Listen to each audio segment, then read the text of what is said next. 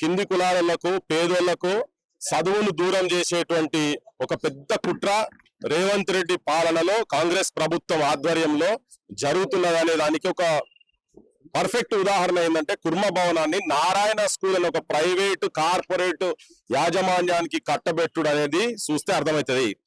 ముఖ్యంగా గత ప్రభుత్వము ఈ భూమి ఇచ్చింది 5 ఎకరాల భూమి ఇచ్చింది ఏంటంటే ఇక్కడ ఒక అడ్డా ఒక షెల్టర్ కుర్మోళ్లకు అంటే దాదాపు 32 కులాల పైన వాళ్లకు ఇక్కడ వాళ్ళకి ఏంటంటే హైదరాబాద్ లో ఒక అడ్డా లేదు, చదువుకుంటందుకు హాస్టల్స్ లేవు, చాలా ఇబ్బందుల పాలవుతున్నారు. కాబట్టి ఇక్కడ విద్య గురించి అన్ని కులాలకు ఇచ్చారు, కొందరికి ఇంకా కంప్లీట్ గా వాళ్ళకి ఇవ్వలేదు. కానీ వచ్చిన వాళ్ళ దానివల్ల గొల్ల కుర్మలకు సంబంధించినటువంటి ముఖ్యంగా కుర్మూళ్లకు సంబంధించినటువంటి దాంట్లో ఇక్కడ ఎవరిదంటే వాళ్ళ ఆ కులమూళ్ళ తోటే వాళ్ళ చేతుల గడపాల పెట్టి వాళ్ళ గుండెల మీద కొడుతున్నారు, వాళ్ళ కులపుల గుండెల మీద. అది ఎవరు బీర్లాయలే రూపంలో ఆయననే ముంగటుండి ఆయనే గతంలో దీన్ని వ్యతిరేకించిండు, అని ప్రైవేట్ సంస్థలకు ఇయ్యొద్దని చెప్పని వ్యతిరేకించిండు.